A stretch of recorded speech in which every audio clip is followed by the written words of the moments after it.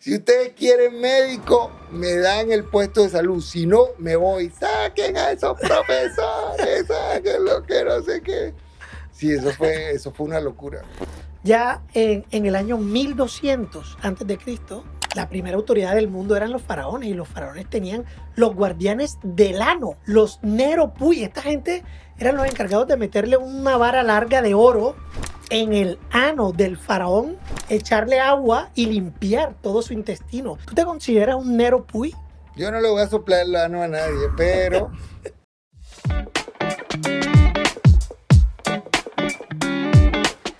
Hola, ¿cómo están? Soy el Dr. Córdoba, soy oncólogo clínico y esto es Cáncer sin filtros, el podcast donde solamente hablamos de cáncer sin filtros. El cáncer de colon mata a un millón de personas todos los años.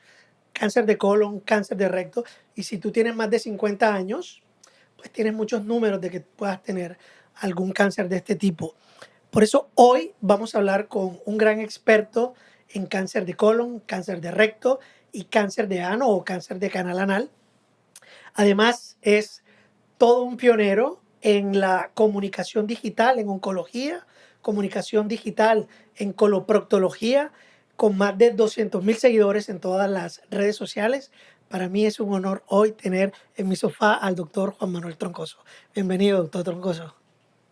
Profesor, muchísimas gracias por invitarme. No, el honor es mío. Esto es una cosa muy chévere. Tener la oportunidad de estar aquí y bueno, de vez en cuando hablar de cosas serias. Un par de cositas, porque todos los que te están viendo por ahí te conocen. O sea, este podcast obviamente no lo van a ver por mí. A mí no me conoce nadie. Lo van a ver por ti, que eres archiconocido. Pero algunas personas que no te conozcan. Naciste en Mompox, eres costeño, estudiaste en Magangué, te fuiste a estudiar medicina en Bogotá. ¿En qué hospital? Bogotá, estuve en la Escuela de Medicina Juan N. Corpas. Después hice el rural en Magangué, en el sur de Bolívar. Después me devolví para Bogotá, hice cirugía general en la Universidad Nacional y después hice coloproctología en la Universidad Militar. Súper. Desde que saliste de Mompox, Magangué, Bogotá y volviste al sur de Magangué, a un pueblito que se llama Barbosa, ¿no? Ahí estuviste haciendo tu rural, ¿verdad? El rural lo hice en Barbosa, sí. Que fuiste, yo creo que el primer médico que estuvo por ahí. El único que se quedó. Esa historia es muy buena. No, esos manes llegaron, o sea, habían como 35 intentos de que se quedara alguien, porque llegaba el tipo, eso toca irse en chalupa. Entonces, la chalupa es una lancha que tiene motor fuera de borda. Entonces llegaban los tipos en la lancha, en la chalupa, y miraban el pueblo y no se bajaban. No, yo me devuelvo. No había agua, no había electricidad, no había ni dónde quedarse a dormir. Había electricidad, pero era de juguete y no había agua. Y tú tuviste que llegar allá y pelear con los profesores para que te dieran el centro de salud, ¿no? Yo la verdad, es que yo tenía 21 años, yo era un peladito, acababa de cumplir 22 y es que se me veía muy pelado. Entonces estos tipos, profesor de estos de público, de que toda la vida, son unas fieras, esos claro, tipos se lo saben todo y tienen un verbo los exquisito, tipos, ¿y además. usted de dónde viene? ¿Y usted quién es? ¿Y médico de dónde? ¿Y quién lo mandó? Y no sé qué. Y entonces pues al principio estaba como que no sabía qué hacer. A mí la que me toreó la cosa fue la promotora de salud, porque el primer día, o sea, el día siguiente que hice la primera consulta, pues primera vez que hacía consulta, yo feliz. Hice como 30 consultas y yo estaba feliz, pero esta vieja me dice a las 6 de la tarde, doctor, yo no, si usted le devuelve las llaves del puesto de salud a esta gente, yo no trabajo más aquí, yo no le vuelvo a hacer aseo, porque esos tipos tenían vuelto nada de esto. Y entonces yo, no, la vieja tiene razón, me toca sacar la espuela. Entonces llegaron por las llaves, doctor, que venga, que las llaves. No, yo no le voy a devolver las llaves.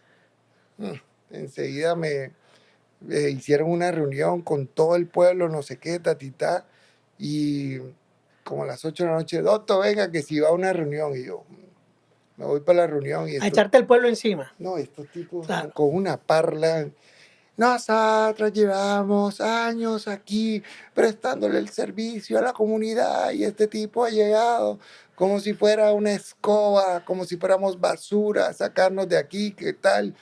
Y estos mares tienen mucha parla. Y yo, bueno, y ahora que habla el médico, y yo lo único que les dije, a mí se me salió, y le dije, pueblo indolente, porque me acordé del discurso que dio José Acevedo y Gómez en el 20 de julio. ¡Pueblo indolente! Si ustedes quieren médico, me dan el puesto de salud, si no, me voy. Saquen a esos profesores, saquen lo que no sé qué. Sí, eso fue una locura. Súper, estuviste en Barbosa, terminaste tu rural, te fuiste, completaste todo tu entrenamiento quirúrgico. Y a toda la gente que nos está viendo, esta especialidad, de pronto en Colombia, hasta ahora, hasta que el doctor Troncoso lo ha hecho, entre comillas, popular, porque es quien se han encargado, ¿no?, de transmitir ese mensaje, pero esta especialidad es muy antigua. Ya en el año 1200 antes de Cristo, la primera autoridad del mundo eran los faraones, y los faraones tenían los guardianes del ano, los Nero Puy. Esta gente eran los encargados de meterle una vara larga de oro en el ano del faraón, echarle agua y limpiar todo su intestino. Eran los encargados de mantener fresco y liviano su intestino. ¿Tú te consideras un Nero Puy? Yo no le voy a soplar el ano a nadie, pero por lo menos la idea es que la gente sepa que el ano está ahí, que el 50% de las enfermedades vienen de él, porque las hemorroides son la enfermedad más común. Y entonces lo que yo decía es cómo una enfermedad tan común y cada vez se vuelve más común, porque por el tipo de alimentación, los cambios, el cáncer de colon cada vez está subiendo más, por todo lo que está pasando, los cambios. ¿Cómo la gente no va a saber ni decir que es un coloproctólogo? O sea, a mí no me cabe en la cabeza, no me cabía en la cabeza eso. Y yo decía, no, algo hay que hacer, porque no podemos seguir, digamos que aquí en el país somos 80 coloproctólogos en este momento. Y ya abrieron nuevos cupos. O sea, antes cuando yo estudié coloproctología, hace 10 años, era un solo cupo por año, que era en la Universidad Militar. Ahora pueden estudiar medicina, pueden estudiar coloproctología en el Rosario, en el Hospital San José, en el Militar, y abrieron cupo en Cali. Pero, o sea, para tú como médico decidirte a especializarte en algo que es básicamente mirar el ano de la gente, o sea, ¿qué es lo que se te tiene que pasar por la cabeza para estudiar eso? Lo que pasa es que a mí me gustaba era la cirugía general. El amor de mi vida, digámoslo así, desde el punto de vista laboral, era la cirugía general. Yo quería ser cirujano general y ya cuando era cirujano general, digamos que ya como que llegó un momento en que no tenía muy claro qué quería hacer, porque a mí me gustaba toda la cirugía, menos cirugía de seno. ¿Ok? ¿Por qué? No, la carga emocional que tienen, Ok. lo que hablábamos ahorita, la carga emocional que tiene el cáncer de seno, Sí, es muy fuerte. no lo tiene ningún Sí, cáncer. sí, es muy fuerte. Esto es duro, o sea, yo admiro mucho a esta gente porque más que la parte quirúrgica es el soporte emocional que hay que darle a estos pacientes, a estas pacientes que es muy duro, o sea, es amputarle un seno a una mujer y el dolor que les produce esto es tenaz. Entonces yo me había afectado emocionalmente cuando pasé por cáncer de seno en el cancerológico. Yo sentí el peso y no, la verdad no fue muy agradable. Entonces Entonces, dije, pasar de las mamas, de los senos al ano o al culo, ¿cómo, no, cómo, no, cómo es ese momento? lo que pasa es que yo quería ser cirujano cardiovascular. Ok. Me parecía que era la más chévere. Y pues, pero también requiere mucha parafernalia. Ser Claro. cirujano cardiovascular requiere perfusionista, requiere una cantidad de cosas que yo en determinado momento yo decía, me voy para Barranquilla, o de pronto inclusive algún día me vuelvo para Monpós o para Magangué, y uno no sabe si de pronto tomo la decisión y allá cardiovascular, perfusionista, toda esa cosa, no sé. Entonces yo decía, hay una cirugía que es igual, que me parece que es igual de jodida, que es la del recto, porque eso es otra cosa que he tratado de vender, que la cirugía de recto tiene la misma morbilidad y la misma dificultad que una cirugía de corazón. Entonces, claro, llega el cardiovascular y todo el mundo, ay, viene el cardiovascular y todo el mundo lo ve como el Pero llega el cardiovascular. coloproctólogo, ay, viene El el tipo ese, coloproctólogo, este man que es joder. pura hemorroides. No, señor, no son hemorroides. El recto es jodidísimo, jodido de diagnosticar, jodido de operar. Entonces, O sea que tú crees que el esfínter anal interno es el músculo más importante que tiene el ser humano, por totalmente, encima del miocardio, por totalmente. encima del Yo estoy corazón. convencido de eso. Podremos vivir sin corazón, pero no sin esfínter anal interno. Pruébalo. Prueba de vivir sin esfínter interno, que eso es un infierno. ¿Cómo es vivir sin un esfínter anal No, interno? vivir cagado. O sea, sin el esfínter interno estás cagado. Literal y no literal. Porque es que si tú tienes el esfínter interno jodido, nadie te va a visitar. Y tú tampoco quieres que nadie te visite. Porque él es el que tiene el 85% de la continencia. Entonces, estás jodido.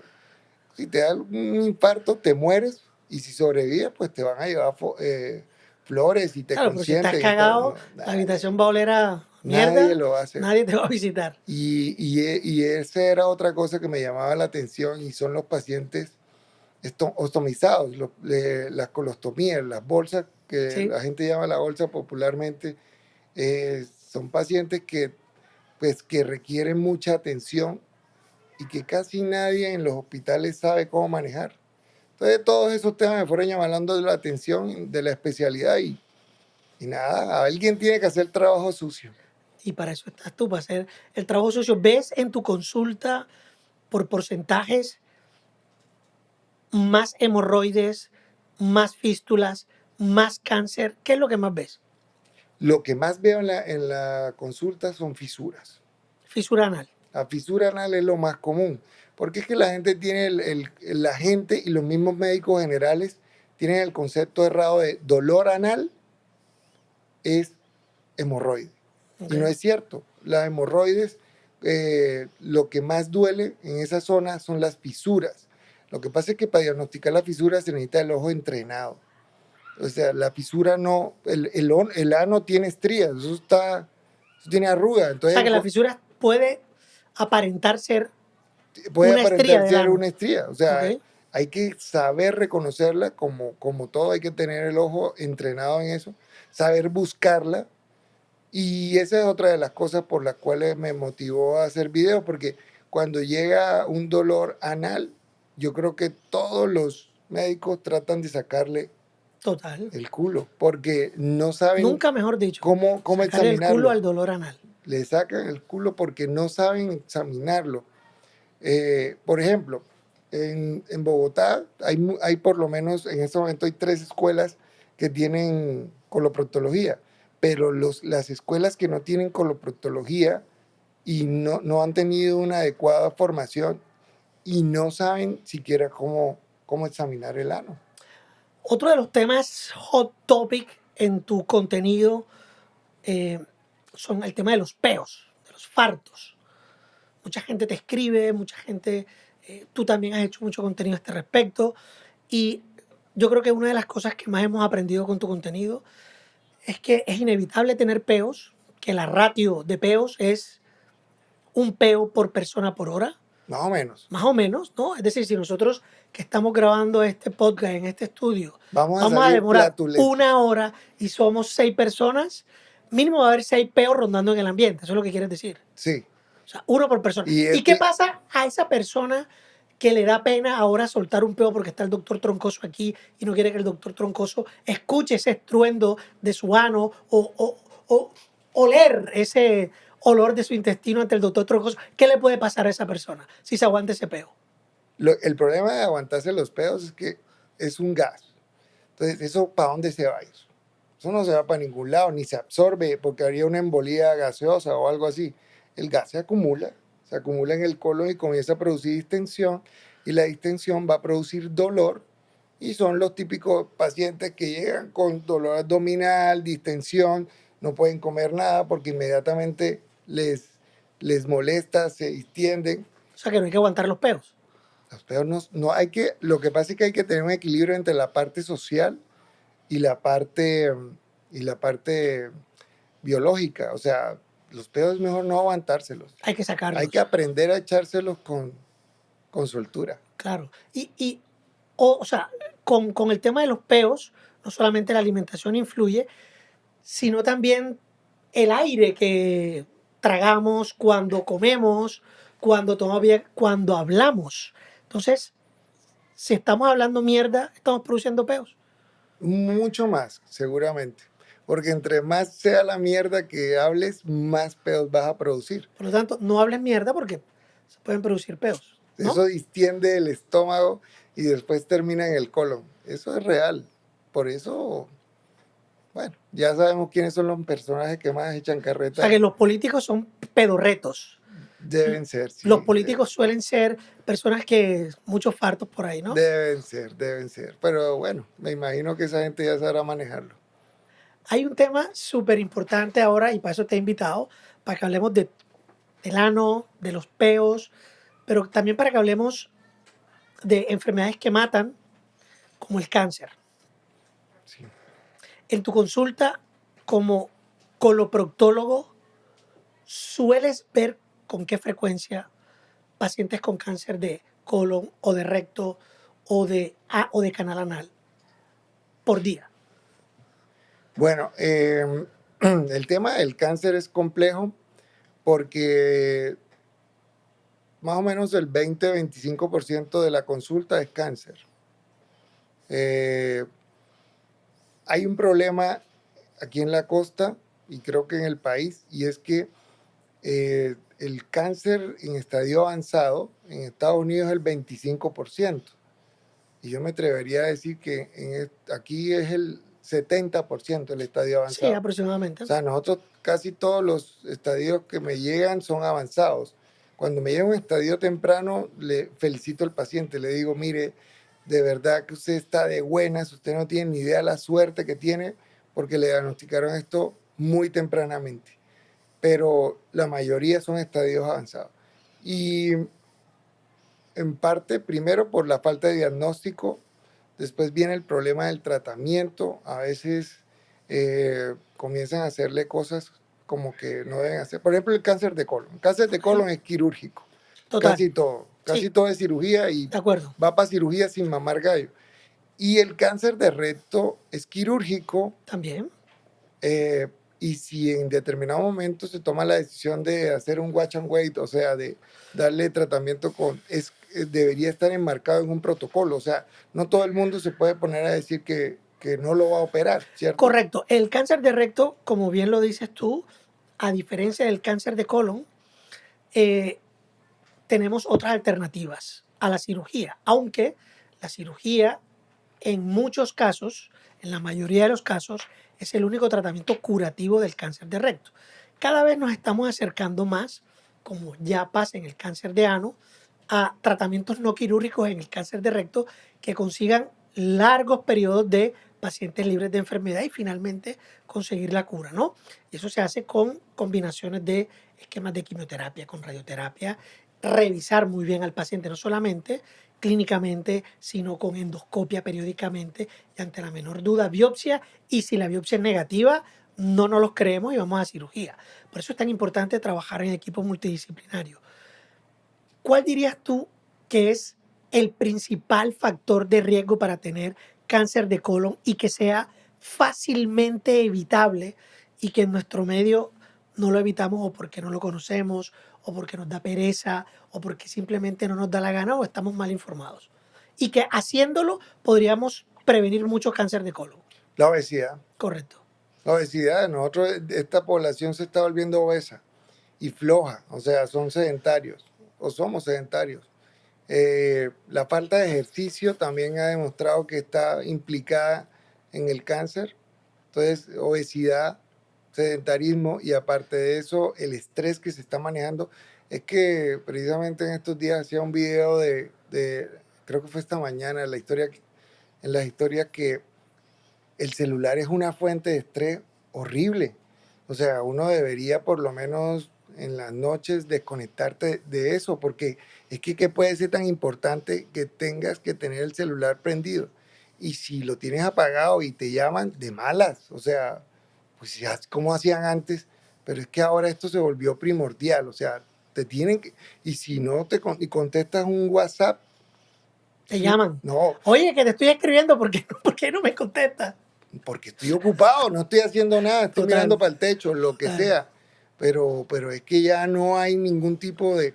Yo me acuerdo cuando yo estaba pelado que mi papá después de 10 de la noche no permitía llamadas telefónicas, ni tampoco, ni las hacía, ni permitía que lo llamaran. Claro. O sea, en la casa no se podía hacer llamadas después de 10 de la noche. Y uno ya sabía que una llamada entre las 10 de la noche y las 6 de la mañana era una tragedia, o sea, era una cosa Se que no murió daba alguien, le espera, se pasó algo a la murió alguien. abuela, Exacto, se accidentó tal. Claro, exacto, era la llamada que uno no quería recibir. exacto, pero es que eso como que ya se perdió, como que a ti ya te escriben a las 11 de la noche y yo también lo hago, sí, yo también lo hago, sí. Escribe a las 11 de la Sí, noche. a veces le escribo a estos pelados a las 11 de la noche, pero pues no es para que me contestes, sino para que no se me olvide una idea que haya sacado. O sea, yo también tengo esos pecados, pero por eso estoy tratando de cambiar. O sea, definitivamente toca darle descanso al celular porque si no nos vamos a volver locos. Estoy totalmente de acuerdo con eso. Obesidad, estrés, saber manejar todo el tema digital, iPads, computadores, teléfonos, hacer deporte, que también lo has mencionado. Yo también tal vez agregaría dormir bien. ¿Qué tal duermes tú? Mal. Tengo dos hijos, dos niñitas lindas, pero desde que nacieron no estoy muy pendiente de Pero estas mujeres. antes de ellas dormías bien. No, porque era Tampoco. cirujano general. Yo llevo más o menos 30 años sin dormir bien. Entonces ahora no hay cambio con tus niñas. No, para mí ya es como Es normal. normal, ¿no? Sí, además tengo una perra que jode como putas. Y entonces a las 2 de la mañana se mete al cuarto, llega, a las 4 se sale. Entonces, no. Ok, entonces tenemos obesidad, hacer deporte, dormir bien, dieta saludable, ¿no? Comer bien. La dieta, la constipación, el estreñimiento, porque definitivamente la comida, como trae cosas buenas, trae cosas malas. Y el estar expuesto, o sea, el tener constipación es estar más tiempo a estas sustancias que pueden ser cancerígenas, ¿cierto? ¿Tú eres de los que satanizas algún tipo de alimento? Que dice, no comas eso porque te va a dar cáncer.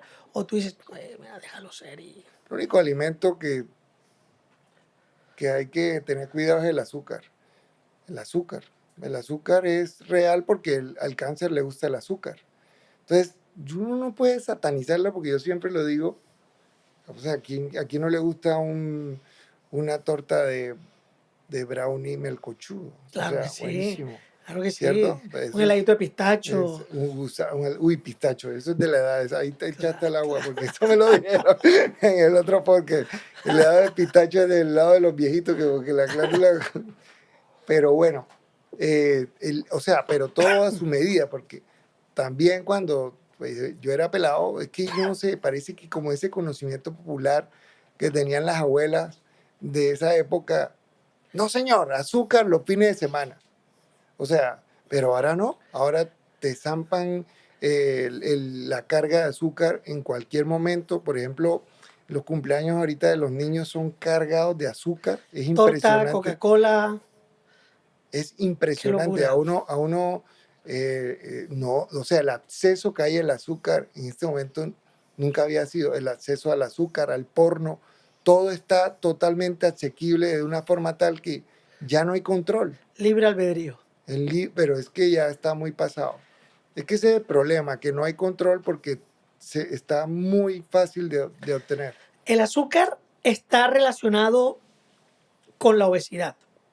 Y la obesidad es un factor de riesgo para múltiples tipos de cáncer, como bien dice el doctor Troncoso, para cáncer de colon, también para cáncer de recto, pero también para cáncer de mama, para cáncer gástrico.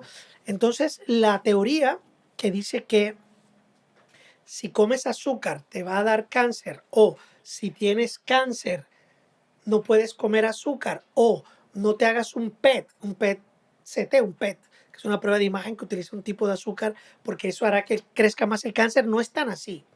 Sabemos que todas las células, todas, necesitan glucosa, que no es el azúcar que nosotros tenemos en nuestra mesa, el azúcar blanca, la sacarosa, eso es otra cosa. Todas las células necesitan glucosa para sus procesos metabólicos, para guardarlo en ATP. Si no comemos carbohidratos que se convierten en azúcares, vamos a entrar en un tema de sarcopenia, de debilidad. En los pacientes con cáncer, yo a mis pacientes jamás les digo que no coman azúcar. Es decir, no los induzco a que coman azúcar, pero yo no les satanizo. Es decir, cuando sales de una quimio, que sales hecho polvo, digo, si te da la gana de tomarte una malteada de chocolate, pa'lante, ¿sabes? Eso no va a ser la diferencia. Entonces, tenemos ahí ya todos los factores, ¿no? Obesidad, es decir, el azúcar de obesidad, y como bien lo dice el doctor Troncoso, la obesidad es factor de riesgo, deporte, dormir bien y el estrés emocional. Esto funciona para cáncer de colon, igual para cáncer de recto, pero vámonos a cáncer de ano. No, el cáncer de ano, la diferencia la hace definitivamente el VPH, el virus del papiloma humano. Entonces, ahorita, por ejemplo, es que yo no sé, el problema de la medicina es que caiga en modas, porque cuando caen modas, entonces, si el tema está de moda, chévere, pero si no está de moda, entonces no, prácticamente nadie habla de él, ¿cierto? Porque, por ejemplo, el VIH, ya el VIH, no existe Ya, VIH, o sea, claro. el VIH ya se acabó el VIH, Sí, sí, sí, sí. porque no hay campañas de VIH, nadie dice nada del VIH. Nadie se muere de VIH, entonces ya no importa. La hepatitis B, que es más virulenta que el mismo VIH, nunca han hablado de ella. Nunca han hablado con esa campaña del VIH. Y el VPH, que aquí la única campaña que hicieron del VPH fue cuando se formó el problema ese con que satanizaron las vacunas del VPH, que Sí, con el problema que hubo en el Carmen de sí, Bolívar. sí, sí, sí. Creo que es la única vez que han hablado de eso, así de una forma generalizada, porque de resto hay que hablar abiertamente de que el virus del papiloma humano es un factor de riesgo para carcinoma escamocelular de ano y también para el de cervix También. De y cabeza y cuello también. de cabeza y cuello. Y definitivamente, si uno va a tener en este momento relaciones por el ano, usted tiene que tener una citología anal. O sea, esto ya es algo que Ojo, primer aviso de la noche, ¿ah? Si vas a tener relaciones anales, pídele a tu pareja una citología anal. una citología anal. Sin eso, no dar el chiquito. ¿Se trata así? Más o menos, sí. Es así, ¿no? Es que lo que pasa es que según la epidemiología, la gente debería hacerse todo el esquema, el perfil epidemiológico antes de tener relaciones tanto anales como vaginales. Y entonces lo que están haciendo es homologando la parte de vagina en el ano. O sea, lo que se está tratando de hacer es casi lo mismo, manejándolo de la misma forma, porque la citología simplemente es mirar células, buscando células cancerosas, pero en el ano, en la mucosa del ano. Si la citología sale positiva, entonces lo que siguiente es una anoscopia de alta resolución, que sería como la cistoscopia que se le hace, o la colposcopia que se hace en el caso de buscando Cervix. el CA de cervix. Sí, sería como el homólogo más o menos, que es con un microscopio que se hace el examen. Entonces, aquí en este punto te quiero hacer una pregunta. ¿El cáncer de ano en hombres es exclusivo de homosexuales? No es exclusivo de homosexuales, desgraciadamente no, o sea, porque es que esa es la otra creencia. La otra creencia es que si tienes un problema en el ano eres homosexual. No es cierto. Eh, Comencemos porque casi todos en este país estamos contagiados con el VPH. El virus es endémico en Colombia y es una cosa que es real. Entonces, lo que nosotros vemos es la expresión del virus, que depende del sitio de donde te contagiaste. En los juegos que se hacen a nivel sexual puede haber contaminación del ano o de la parte perianal y no necesariamente hubo penetración, ¿cierto? Y tú puedes tener un carcinoma escamocelular y no necesariamente puede ser un paciente homosexual. Homosexual quiere decir que le gustan los hombres, que tienen relaciones con los Sí, hombres. por eso te preguntaba, ¿un hombre con cáncer de canal anal es homosexual? Es decir, que ha tenido relaciones anales, que a él lo han penetrado por su ano y le han contagiado del Sí, VPH. pero si tiene relaciones por el ano, puede ser con una mujer, ¿no? O sea, me refiero a que la penetración pudo haber hecho con un juguete sexual y no necesariamente Ok, tiene que ser, claro que sí. claro. Pero bueno, lo han penetrado. Es muy probable. Pero también hay hombres con carcinoma de canal anal, que es virus papiloma humano negativo, por lo tanto puede ser. Es un porcentaje muy Es muy pequeñito, es pequeño muy pequeñito, y lo pero más probable es que algo se nos está ok. pasando por alto porque en esta parte, en estos tejidos, digamos que la fisiopatología está muy conocida, ¿cierto?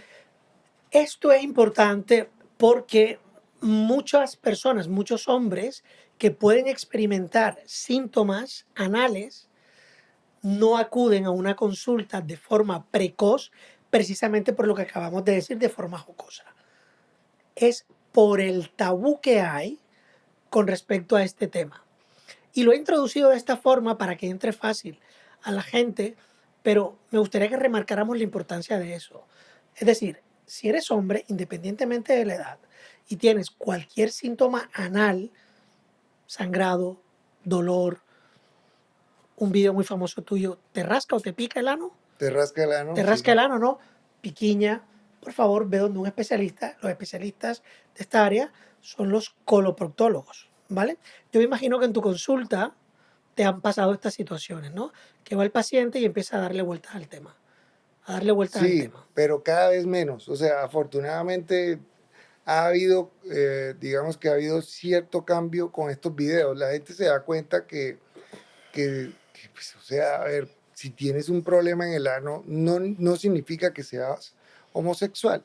Y si eres homosexual, nadie te va a juzgar, por Dios. O sea, eso es lo de menos. Pero lo importante es acudir y no permitir que una cosa que es pequeña, que empieza una bobada, se vuelva un problema mucho más difícil de manejar. Hay hay una leyenda porque no, digamos que pero este Hugo Chávez empezó con un absceso perianal. El O dictador sea, de Venezuela. sí, el rabdomiosarcoma que tenía de vejiga llegó y ya cogió la pelvis y se manifestó como un absceso perianal. La primera manifestación fue un absceso perianal. El tipo no se quiso tratar en Venezuela y se fue Cuba. para Cuba. Entonces Cuba llegaron, le drenaron el absceso, pero no ahondaron mucho más en el cuento y se devolvió fresco. A los 2 o 3 meses hizo la recidiva, o sea, le volvió a salir el absceso y ahí sí le hacen una resonancia en, Pelvis, todo. en Venezuela y es donde le encuentran el tumor. O sea, que Increíble. ahí perdieron como 2 o 3 meses. Claro. ¿Y por qué no se trata en Venezuela si la medicina en Venezuela está mucho más Por avanzada que en supuesto. Cuba, pero o sea, años luz? Por el secretismo, creo yo, ¿no? Porque le daba pena que le Claro. dijeran que era Algo del ano, ¿no? exactamente. Correcto, sí. Entonces, eso es una pendejada, pero al tipo le cuesta, 3 meses le costó eso. 3 meses de su vida.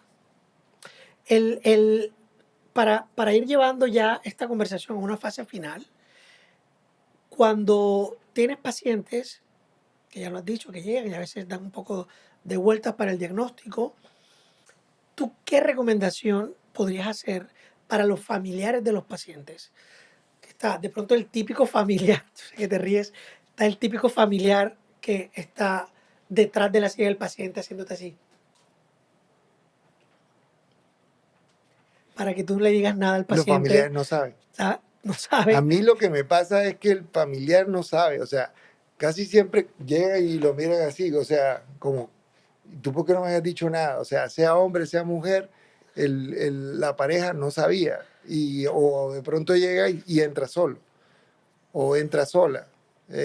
A todo el mundo le da mucha pena, pero creo que últimamente las cosas han ido cambiando un poco, tanto que tengo pacientes que han salido del closet en la consulta.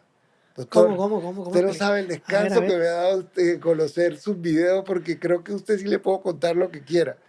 Y yo, ¿en serio? Sí, sí, doctor.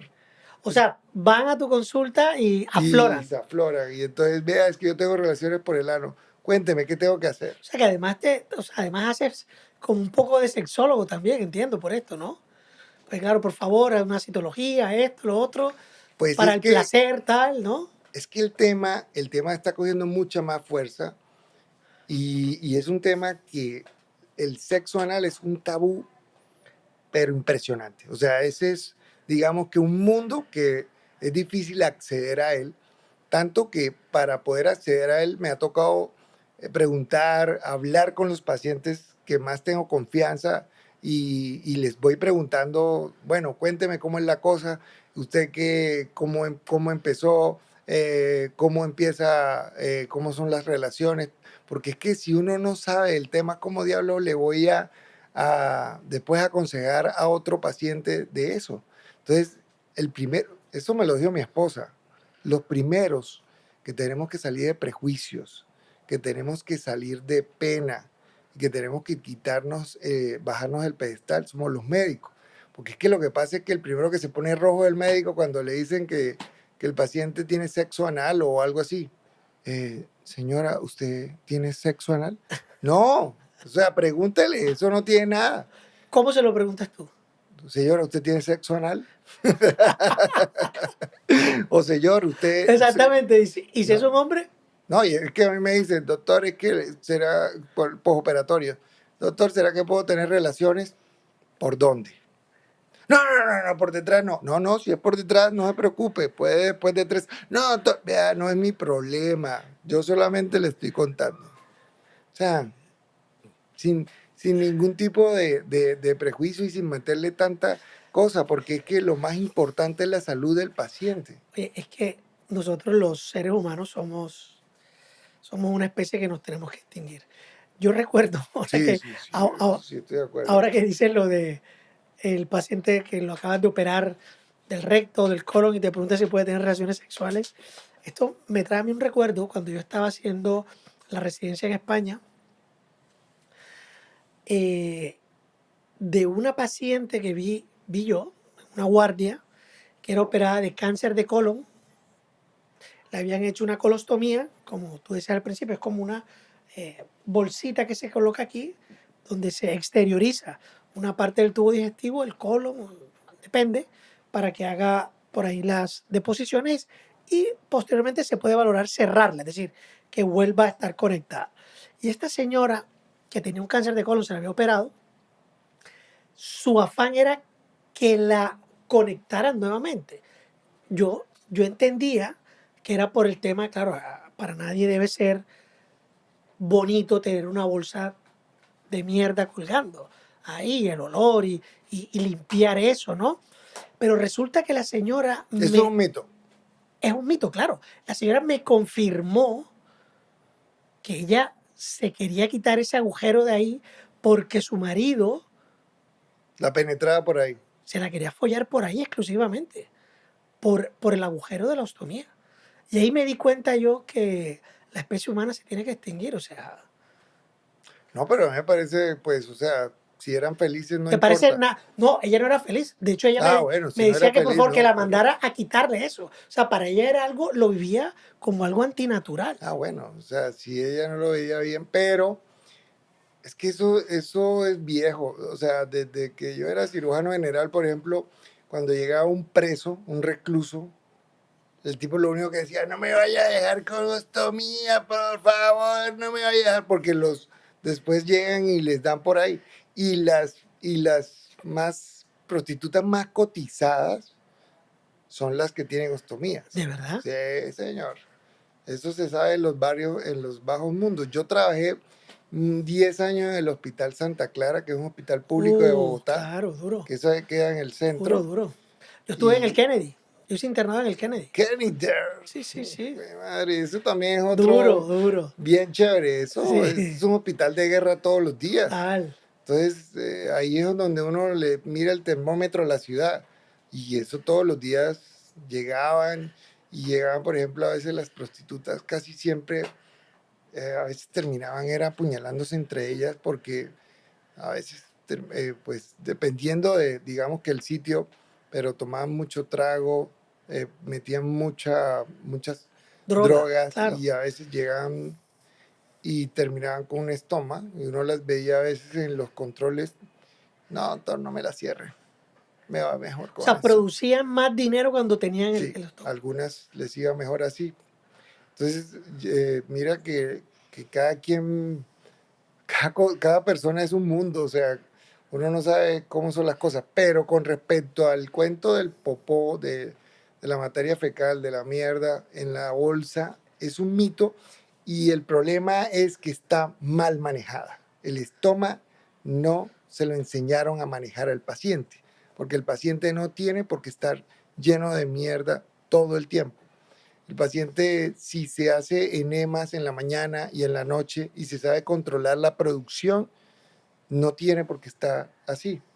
Y es que también en materia de, de aditivos para las bolsas estamos jodidos, porque, por ejemplo, en Italia hay sitios donde no usan ni bolsa, sino tapas. El paciente no necesita la bolsa, sino la tapa nada más, se la pone durante el día, nadie se da cuenta que tiene el estómago y en la noche llega y lo La desocupa, descarga, la descarga. claro. Pero ese tema, por ejemplo, todavía hay que trabajarlo mucho más, eh, hay que trabajarlo mucho más porque eh, aquí en el país más o menos hay como 5.000 ostomizados, creo que solamente en la costa atlántica. Son muchos, ¿ah? Son Y esa muchísimos. educación, ¿quién debería hacerla? ¿Cómo educar a un paciente con un estoma de cómo debe hacer los cuidados para Esa prevenir es una muy buena pregunta. Debería empezar con el que hizo el estómago. el cirujano? Debería ser. Ahí debería ser, pero el cirujano casi, o sea, casi no vuelve a ver ese paciente. Entonces después viene enfermería. Enfermería, esos son los pacientes que todo el mundo, digamos, Le saca el cuerpo. sí, señor. Y afortunadamente se han desarrollado últimamente en las clínicas, clínica de heridas, y en clínica de heridas se está manejando el tema de los estomas, pero todavía estamos en desarrollo en eso, hay que seguir trabajándolo mucho porque el tema sí le puede mejorar mucho la calidad de vida a un paciente de eso. Aprovecho esto para decirle a todos los cirujanos que nos están viendo que por favor sean responsables en hacer la receta, ¿cómo se llaman? Las galletas, ¿cómo es eso? Tiene Las un nombre. barreras y Las las bolsas. barreras, las bolsas, porque después estos pacientes llegan a las consultas de oncología para que seamos nosotros los oncólogos los que recetemos una inmunoterapia y 40 bolsas de 40 barreras y 40 bolsas. Por favor, cirujano, si lo estás Es que viendo, eso ya haz las recetas. ¿Ah? lo debería hacer el médico general. Bueno, que lo haga el médico O general. sea, el médico, o sea, mejor dicho, eso no tiene ninguna ciencia, pero me lo mandan también para que le mande a veces las bolsas. A mí me mandan pacientes solamente para que haga una fórmula. Y eso también quita mucho tiempo y le quita mucho espacio a un paciente que de pronto requiere un control o que requiere una Ok, si consulta. eso lo puede hacer el médico general, adelante médico general, tú puedes. Hazla, por favor. ¿Verdad? Sí, No, es necesario porque el paciente al final sufre, el que tiene con qué comprarlas va, las compra mientras se les hace la receta y después se le hace la receta, se las autoriza su... Es un rollo, ¿ah? sí, Es un aquí en rollo. Colombia hace mucho tiempo está dentro del plan de beneficios, desde hace como 5 años, pero bueno, la mamadera de gallo sigue, ¿no? Y la idea es tratar de sacarle el jopo a eso. Como te dije que estábamos terminando, quiero hacer una pregunta muy directa. Yo en mis redes sociales me caracterizo porque eh, doy mi opinión habitualmente en contra de lo que yo he denominado, es una denominación de origen, ¿eh? Se llama la plaga invasora de la charlatanería. Es decir, para mí es una plaga que nos ha invadido a todos los médicos especialistas que tenemos que ver con cáncer, oncólogos, oncólogos, radioterapeutas, cirujanos, cirujanos oncólogos, coloproctólogos, mastólogos, enfermeras especializadas en oncología, etcétera, porque han venido a decir, pues han venido a cargarse toda la oncología que hasta el momento existía, con la que hemos conseguido avanzar tanto en términos de aumentar la supervivencia global de los pacientes, de conseguir mejor calidad de vida, a decir que todo eso ha sido un engaño, a decir que el cáncer es un hongo parecido a la cándida, que tienes que alcalinizar tu cuerpo para no tener cáncer, o si tienes cáncer, para vencer el cáncer, o que no puedes comer frutas ni carbohidratos porque te dará cáncer, o si tienes cáncer no los puedes comer porque alimentarás el cáncer, o que tienes que recibir adaptógenos para curarte del cáncer, o sea, ¿tú qué opinas de toda esta pseudociencia? Repito, que es una denominación mía y que para mí son charlatanes. ¿Tú qué opinas? No, lo que pasa es que las redes sociales dan para todo y como no tienen control, pues porque cualquiera puede decir lo que quiera, ¿cierto? Cuando yo empecé en esto, la mayoría de la gente pensaba que yo era otro más, pero con el paso del tiempo se dieron cuenta que eso no era así. Todo lo que yo digo, así sea lo que parezca la pendejada más grande, tiene un respaldo de literatura mundial. Eh, todo lo que digo. ¿Por qué? Porque, por ejemplo, los enemas de café.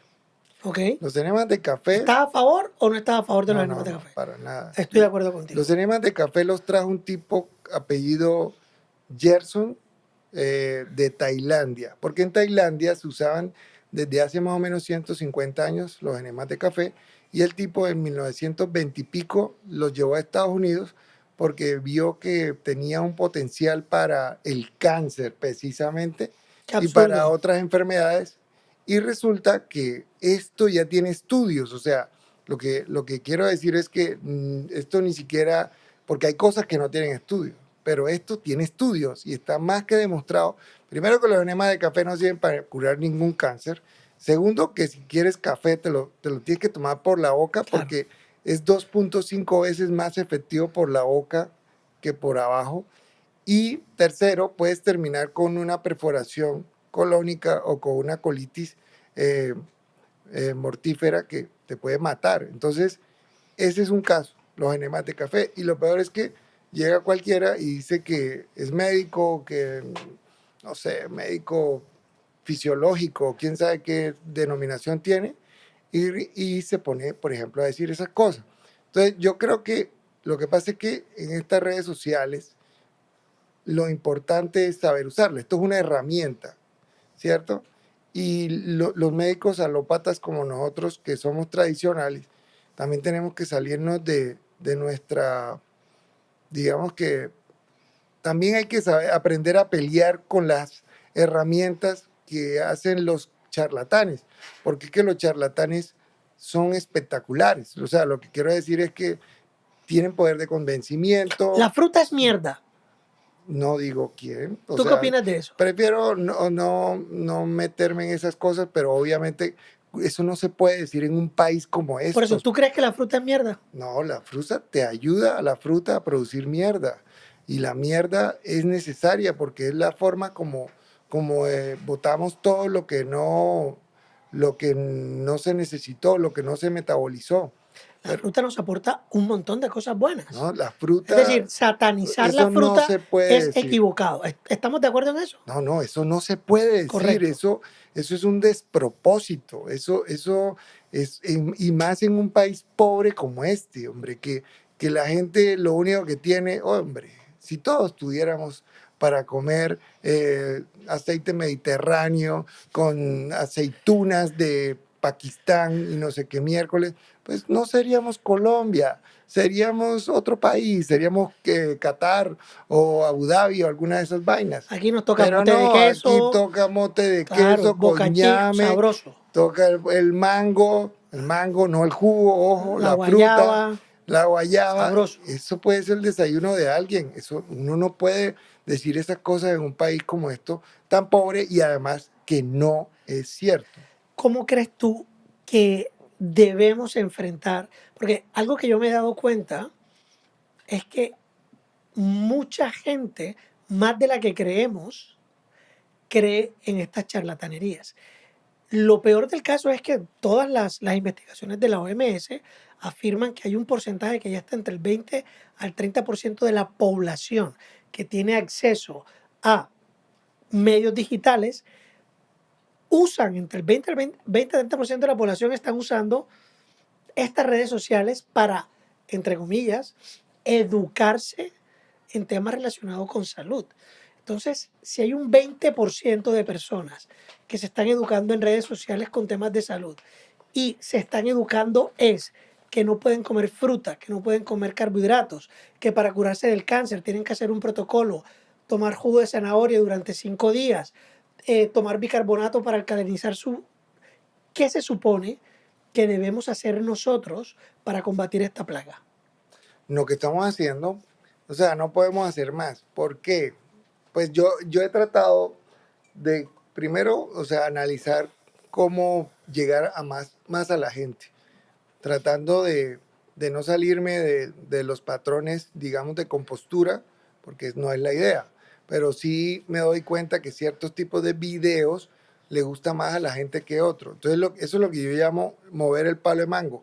O sea, toca llegar y darle un mensaje fuerte a alguien y ver cómo reacciona y después le mando lo que yo quiero darle. O sea, porque que la otra es que si a ti no te conoce nadie y tú empiezas, bueno, vamos a hablar de cáncer de colon. Claro, El cáncer de colon es una sí. enfermedad. No, nadie te va a ver. No, de una vez hacen scroll. ¿Sí? Entonces toca hacer algo para llamar la atención y ya después de que la gente te capte, entonces ya ahí sí puedes llegar y darle un mensaje un poquito más aburrido y el que necesita.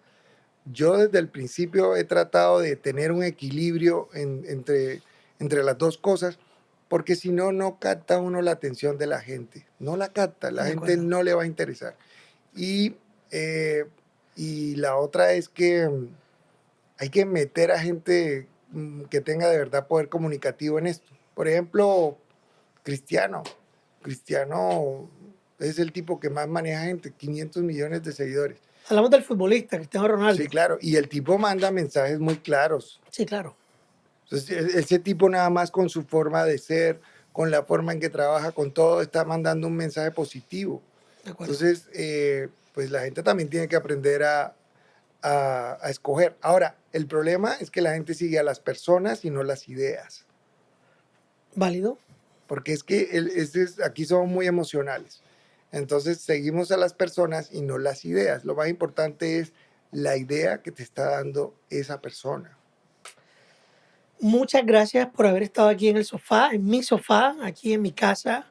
Si te ha gustado este episodio, por favor, dale suscribirte, activa todas las notificaciones aquí en mi canal de YouTube, también en Spotify. Si lo has visto, si lo has escuchado en Spotify, dale 5 estrellas. Estamos grabando con la gente de Room, con Juan, con Jorge. Oye, genial, muchas gracias muchachos.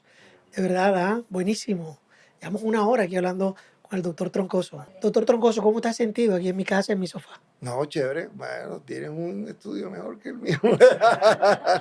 Oye, es tuyo cuando lo necesites, ¿ah? Gracias. Cuando lo necesites, por favor, úsalo.